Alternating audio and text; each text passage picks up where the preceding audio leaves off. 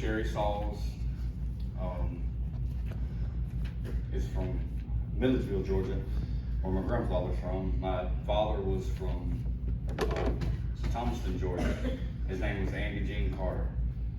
I was born with three brothers and one sister. There was 5 of us all together. I was the youngest.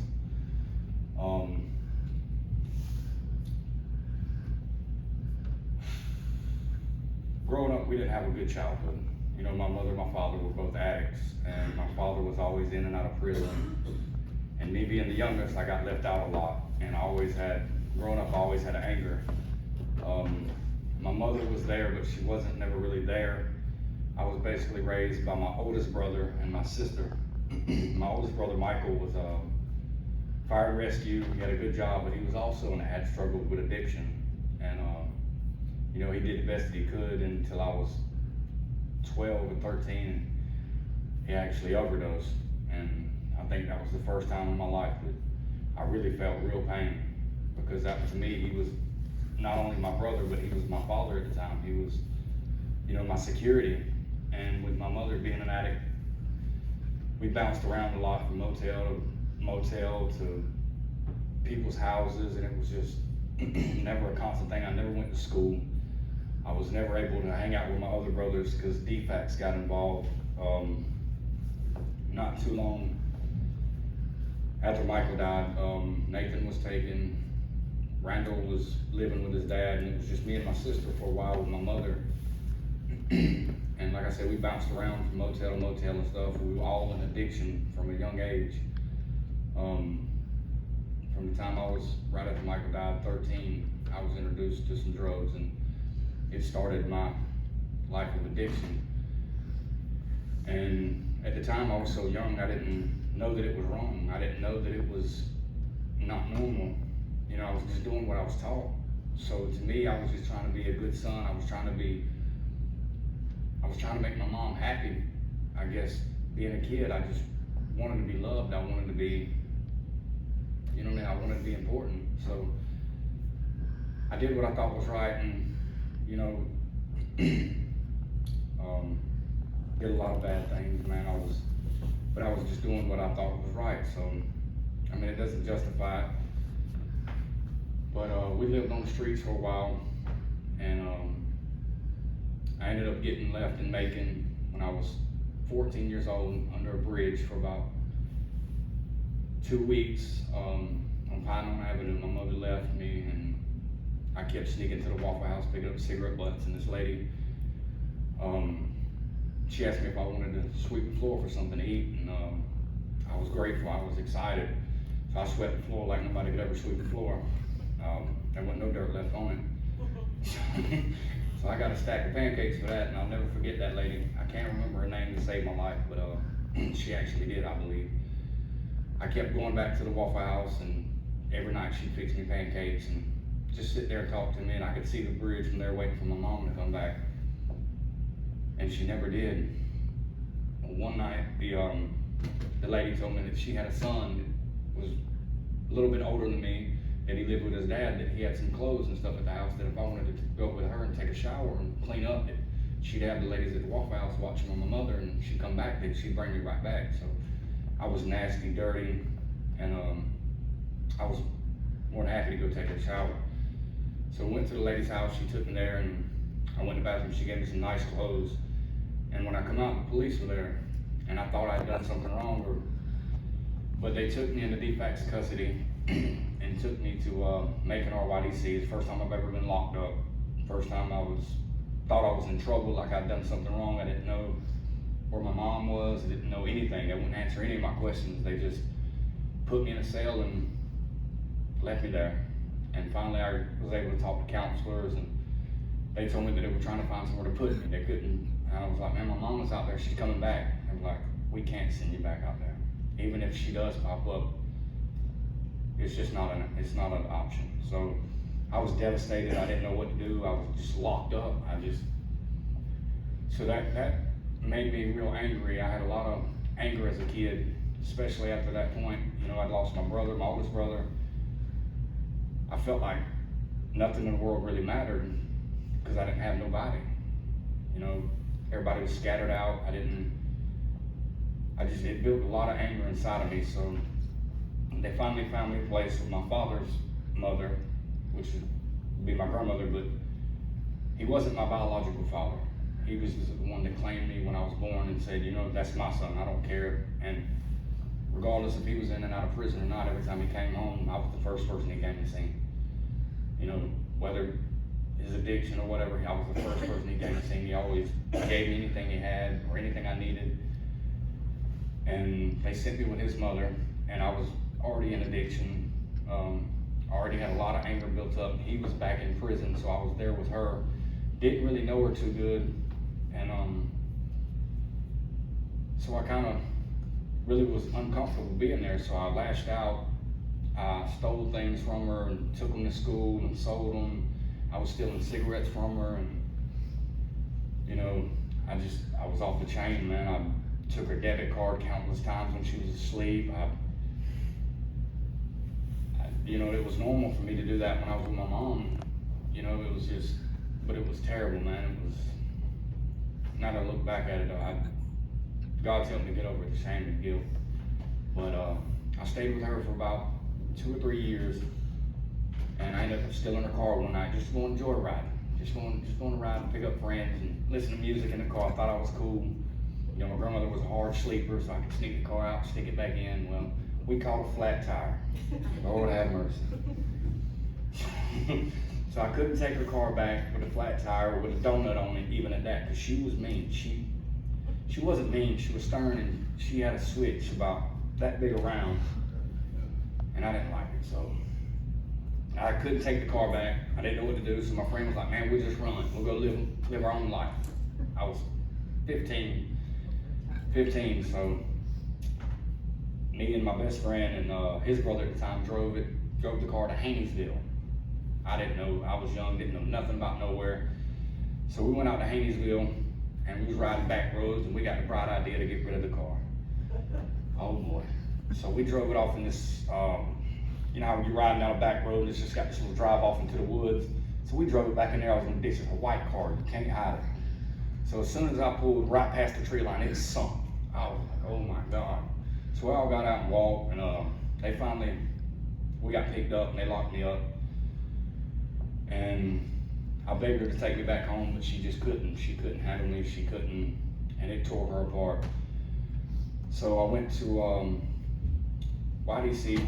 They sent me to, they didn't charge me, we were still in her car. She didn't press charges.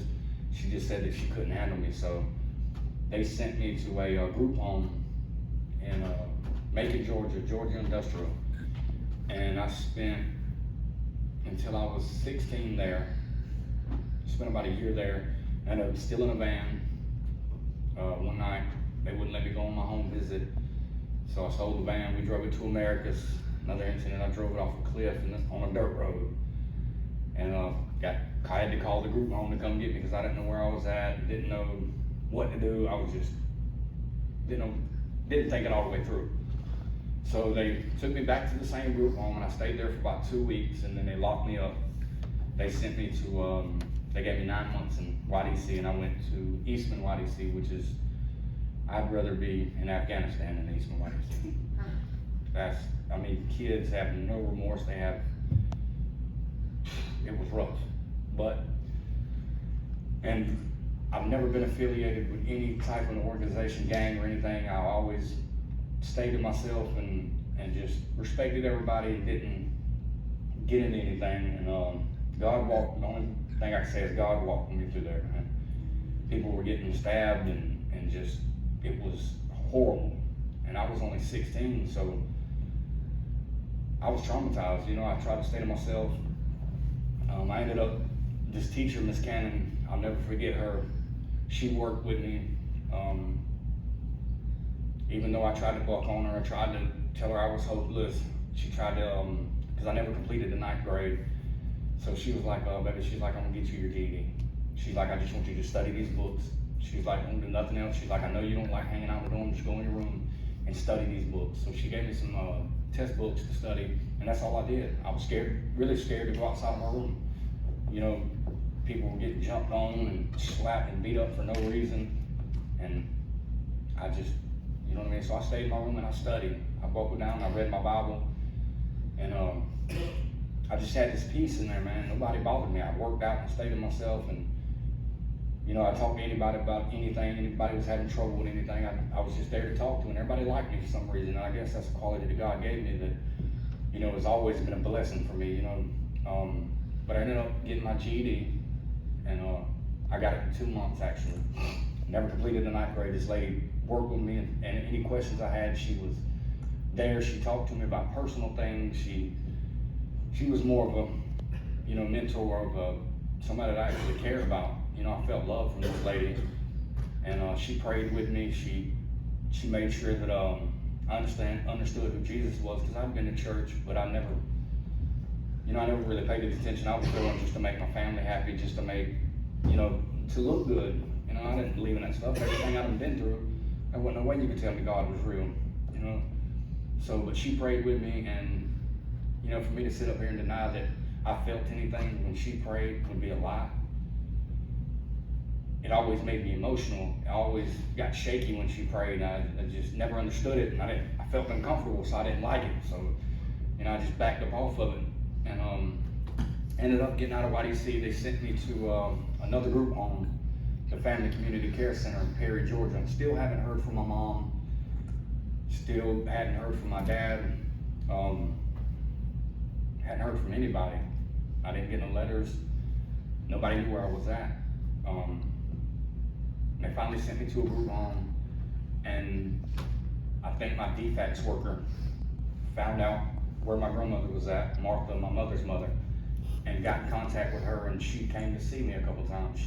Nobody knew where I was located, nobody knew where they sent me, nobody knew nothing. They didn't tell them anything. And my mom was still out there running the streets, and so I got to this group home, and I had my GED, so the other kids were in school, and I was sitting there with idle time. I didn't know that when you get your GED, you were issued a Hope and a Pell grant to go to college for free. So the counselors there helped me to get into Georgia Technical College, and I went for early childhood care and education. I wanted to give back to the kids, because at this time I was 16, 17 years old, and I'd been to a couple group homes that staff didn't care. They were there for a paycheck. Kids were getting jumped on, beat up, bullied. It was just, there was no love there. It was just a paycheck. It was a job. So I wanted to give back, man. I wanted to be there for kids that it's not their fault, man. That their parents, you know, are going through things, or, you know, can't take care of them like they need to, or anything, man. It wasn't their fault. So I wanted to give back. So I went to college for about a year, I want to say, until I was 18. And my grandmother was, she was ready to go undergo hip surgery. She was getting 2 total hip replacements. And my plan was to stay in defects. You can stay until you're 21. And I had my GED, I had things going. If I was in college, I had it in my mind. You know, the counselors I had a good counselor, Mr. Mike. And same like with POH, but he's a basketball coach. And he worked with me, man, and he had me in a good state of mind to go to college, to you know, to have a plan for the future. Well, my grandmother told me that she was having surgery, and she asked me to come home, and it was a couple months before my 18th birthday. So for her to ask me to come home, I was excited. Somebody wanted me, so I fed on that, and that was a big mistake. Not saying that my grandmother doesn't love me, but I wasn't ready. I didn't have any clue of what I was going to do once I got out of there, because I knew once I signed out that college was gone. But I was more overwhelmed and happy that somebody wanted me to come home than I was with an education. I can get that later, or it doesn't matter. So I went home, and I took care of her until she was able to walk again. And I was about 18 or 19, and she after she had the surgery and everything, she's real strict about her stuff, you know, her vehicle and everything. And I wanted to get a job. I had plans and stuff, but it felt, when I asked her to take me stuff, it always felt like I was a burden to her. You know, it felt like it was just uncomfortable, and I got mad. You know, I signed my whole life away to come take care of you, and that wasn't her attitude. It was my perception of the whole thing. It wasn't her attitude at all. You know, she was sick, still recovering from hip surgery, and I wanted to run the streets. So at the end of the day, I was wrong, and it took me a long time to realize that, but I held a lot of anger because I felt like, you know, I signed my whole life away to come be here, and now I'm stuck, and nobody wants to help me. So that pushed me back into addiction, and I ended up meeting this girl from Statesboro, and with one phone conversation, I was in love. It was into getting married, and I seen her one time, met with her one time. We hung out, and she left and went back to Statesboro. And 2 weeks later, I get a call she's pregnant. So, you know, my whole life, I just wanted a family.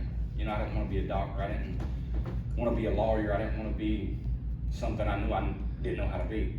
All I wanted was a family, somebody to love, and something that I've never had. So when she told me that, everybody that knew me and I told about it was like, don't fall for that. But me wanting a family, being gullible, and just, oh, y'all wrong, it is mine, I'm gonna be a daddy. So I went down there, and to be a dad, to take care of her, the only thing that girl told me the truth about was her name. She was not pregnant, she was 17 years old, which I was 18. She was a prostitute, and she was running the streets, and she just wanted me to come down there to make money off of me. So I'd get a job, and she wanted me to take care of her, thinking that she was pregnant. And yeah, so that led me off the deep end. The worst I had gotten for the first time in my addiction. I ended up, this is when I first went to the CFC. I'd been up for close to 30 days straight. I couldn't eat a banana. I couldn't drink milk. It hurt. Every time I coughed, I cried. I was just wanting to die. You know, when I found out all that, it was over with. I just didn't want to live no more. So, you know, my whole life, people had lied to me. My whole life was just BS. So I sulked in that, and I tried to slide as far as I could with the drugs, and you know, I just wanted it to end. But I ended up getting locked up, and they sent me to this Christian Family Center, the CFC in Soberton, Georgia. And you know, I wasn't serious about changing. I just wanted it all in, but I didn't want to go to prison when they locked me up. So I took a plea deal to go to rehab, suspended PDC sentence. Well, I was there for about 3 months, and got caught with a cell phone. So they kicked me out, and I had a suspended PDC sentence. So I went to PDC for 9 months. And when I went there, the judge mandated me to go back to the CFC and complete once I finished that. So I was hot. There was no getting out of it. I wanted to cuss the judge from 7 ways to Sunday, and it was just, I didn't understand. And, you know, and every time we get locked up, we pray these prayers: God, if you'll help me get out of this, if you'll help me. And every time he opened up a door, and I was angry, I don't look back, you know, and now that I look back at it, it was just, it's crazy. But I went to CFC, got kicked out, went to PDC, got out, went right back. I made it there for 6 months, and when you're there for 6 months, they let you go to the work dorms. I wasn't in the work dorms a day and relapsed. So I didn't know what to do. I knew I was going to prison, and so I went back to my grandmother's house and was running the streets. And I think at that time I had met Katie. My best friend was her brother, and I was staying with him because I was too scared to stay at my grandmother's house because I knew the law would be looking for me. And Tony was the only person that, even though he was an addict himself, but he wasn't out there like that yet, he was the only one that tried to keep me positive. He tried to get me to stay sane, to stay calm, and just, he really tried to help me. And I stayed with him, and I ended up meeting Katie. And you know, I didn't plan to fall in love. I was just young. Thought I was having fun. I was waiting to go to prison.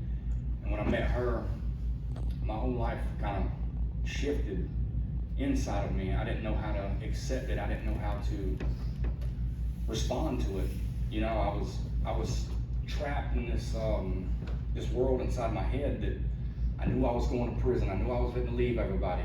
I didn't want to get attached to nobody, but there was just something that she hit inside of me that she loved me like I've never been loved, like my mother never did, like my father never did.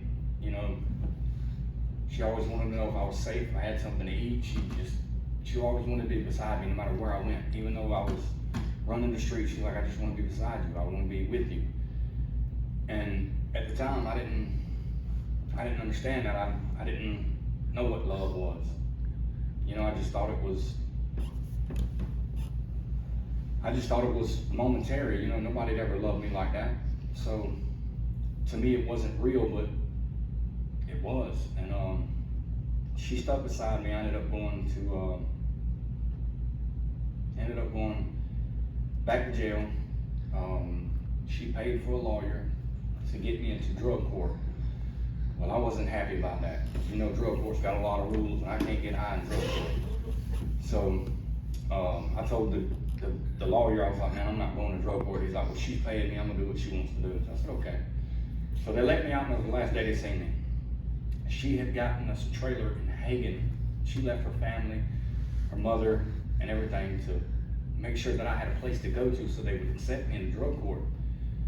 And when I came home, man, I was so angry. I don't know what was wrong with me, man. I was in this world inside my head that didn't make no sense to anybody, not even to myself. You know, I'd prayed and I'd done this every time I got locked up, but as soon as I got out, or as soon as I got angry about something, all that went out the window.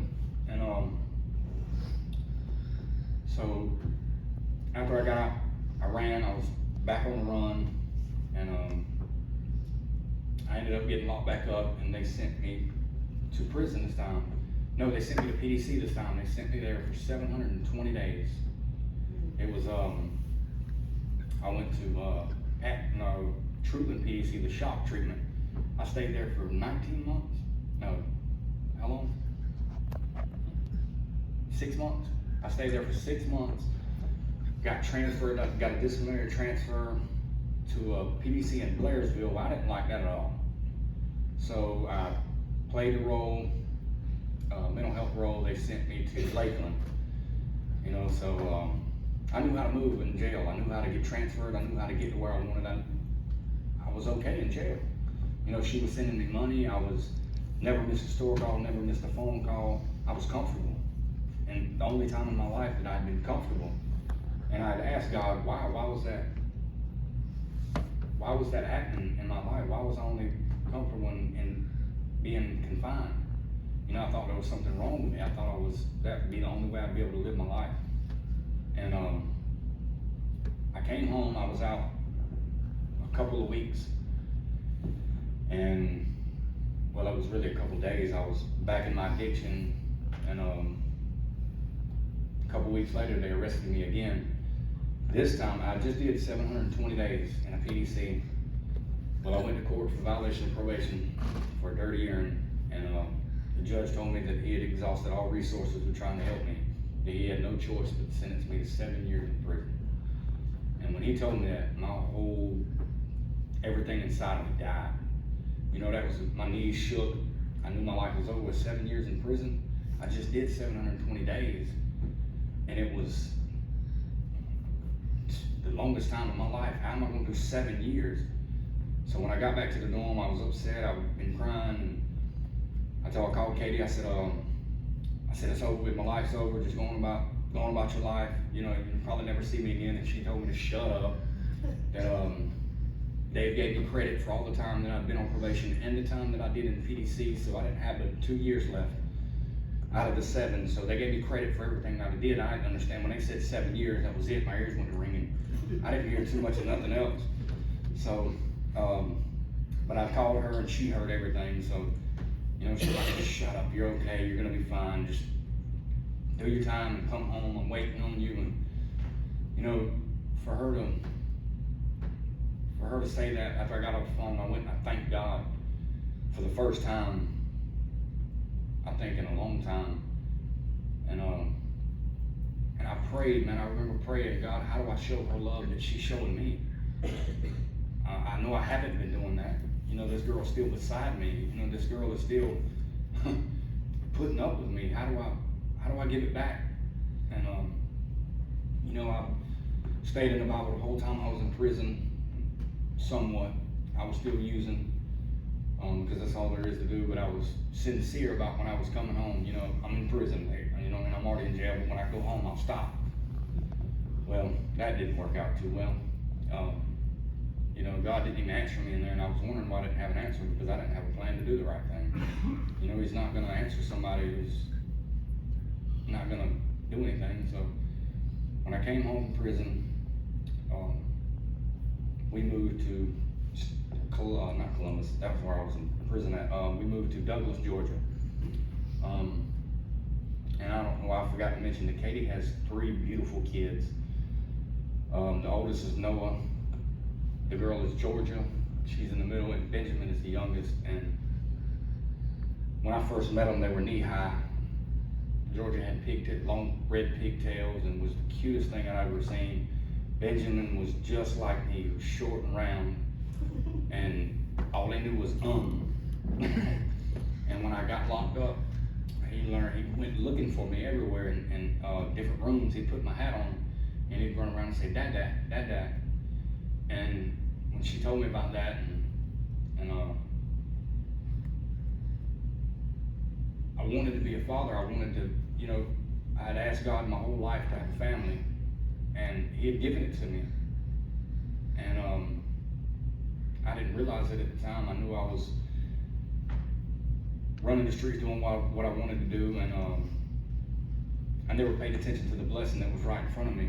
And you know, I've been in and out of their lives, but they have forgiven me. They have stood beside me. They've been mad at me. Yeah, they weren't talking to me for a while, but you know, I understand that, and you know, today they love me. And I ended up moving down there with them. We had our own little house. I ended up getting in trouble again for missing classes on parole, and they maxed me out in the county jail. I did 4 months. They tried to send me back to prison for 4 months, but I was maxing out. I wasn't signing a waiver, so I maxed out in the county jail. And I ended up getting arrested a couple more times after that. And I didn't even mention about my sister being killed. Right before I left the group home, my sister had got killed. Her and my mom had been hanging out, and they finally split up. And she was with a couple of guys, and they ended up killing her in an abandoned apartment in Macon, Georgia, and left her body there, and nobody had found her for about 2 weeks. And she, the only thing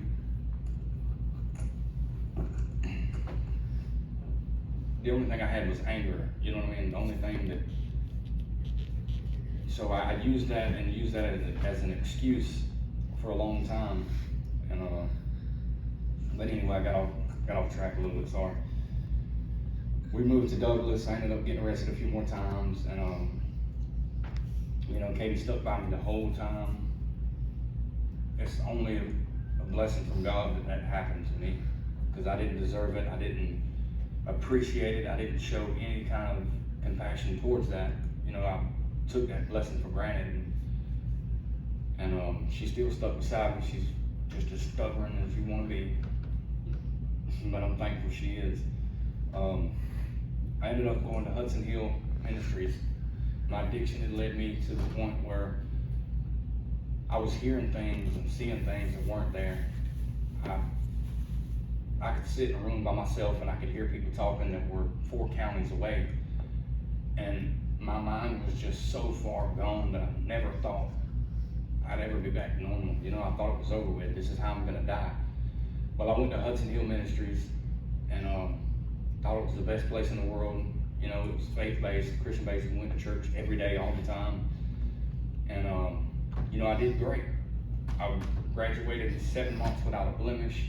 I had lost my last brother that's next to me. His name was Sauls. He had actually moved to Virginia to get out of addiction, to get away from everything. And he ended up relapsing, and it took his life. And that was the brother that was closest to me.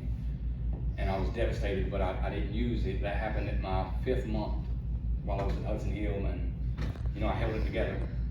But as soon as I graduated, I guess I had it in my head that, I'd done what everybody wanted me to do.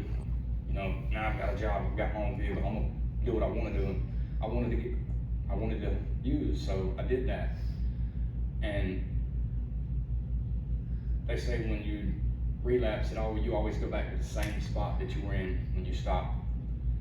That wasn't the case with me. I went further. It was worse than, I thought people had killed my brother. I was just angry at everybody. I was lashing out. And I got locked up that last time, and she wouldn't speak to me.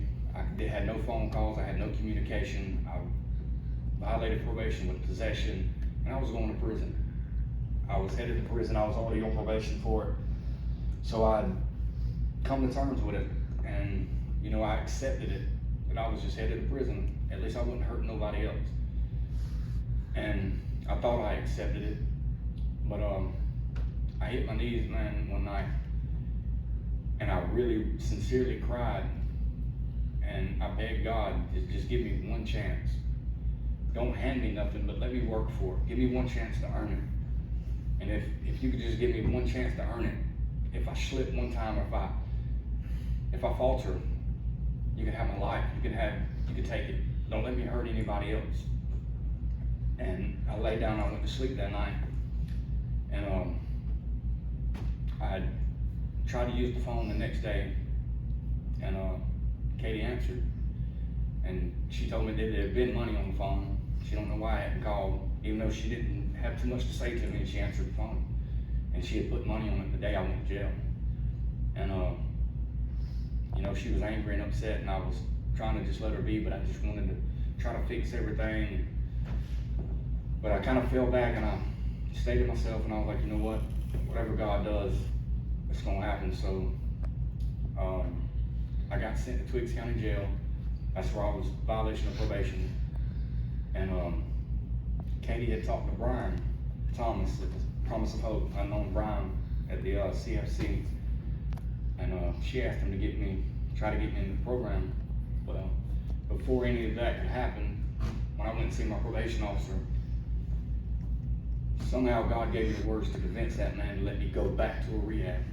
I just completed one in relapse and caught another charge, the same charge I was on probation for. So God gave me the words to say to that man. It's the only thing that I can say. And he allowed me and mandated me to go to Promise of Hope before they ever accepted me. So Chris said, that's the first. He said, I don't know if we're going to be able to. He said, we're going to try. I told him, I said, man, I'm already mandated there. Y'all got to take me. He said, well. So I said, man, I've done my part. Y'all just got to come get me. He's like, well, we got to take this before the board and all this. And I was like, oh, man. So, but God opened up doors, man, and I finally went to the Promise of Hope. And when they told me to have an open mind, that I had to be honest, and I had to be willing, I didn't understand what that meant. And one day I asked Brian, I was sitting there waiting to go to work and everything. I went up and asked Brian, I said, man, is there anything I can do that y'all need help with, or anything I can do? He said, yeah. He said, go get me a bag of dirt. So I went outside and I filled up a Walmart bag of dirt and I brought it to him. He said, all right, you can go out there and dump it out. I was like, mad. That made me mad. So when I asked him later in life skills, I was angry. I was supposed to express your feelings. I said, Brian, that really made me mad. He said, but you did it. I said, what do you mean? He said, when you come here, you got to be willing. He said, everything that you knew, or everything you thought you knew, he said, you need to relearn. He said, I just wanted to know if you're willing to do what I asked you to do. He said, because what I'm going to teach you is going to keep you sober. And that kind of hit on. I was like, okay, I'm going to sit down and shut up now. So, being at the Promise of Hope, God opened more doors and answered more prayers before I even prayed them, man. Because I was trying to be humble. I was trying not to ask for too much. I was trying to, if God, let your will be done. If it's meant to happen, it's going to happen. But in the back of my mind, I was like, God, please let. And I remember my first night that I was at Promise of Hope. We came to this church right here, and they was playing music, and it brought tears to my eyes. And I come up and I asked Pastor Chor to pray for me, and he said, "Well, what's going on with you?" I said, "Man, I want my family back." And he prayed for me, and the family that I wanted back is sitting right there. You know, God, my grandkids and kids were mad at me, and you know, when I finally graduated, I worked a lot of things out that was inside of myself, a lot of that anger that I had towards my mom. And, you know, today I forgive her. Today I forgive my dad. I forgive everybody that's ever done wrong, because sometimes you don't know their story. Sometimes you don't know what somebody else is going through. They taught me how to have compassion for things that I didn't understand, not to just be angry at it. They taught me how to be patient. They taught me how to love again and how to love myself. When I graduated, my grandmother told me that Katie wanted to talk to me, so I called her, not knowing what to expect, and you know, she wanted me to come home. And that was the biggest prayer and the most prayed prayer that I'd prayed the whole time that I was in POH. I just want my family back. God, please get my family back. I'll do whatever. And if you'd have told me a year ago that I'd be standing in the church giving my testimony, that, yeah, oh, I'd have been deaf, you know. But today, if there's anything that I can do for God, if there's anything that I can do for somebody else, you know, I've lost a lot of people that are dear to me to addiction, to the disease, man, and I could be angry. But today I'm not. You know, their lives weren't in vain, and I don't sit here and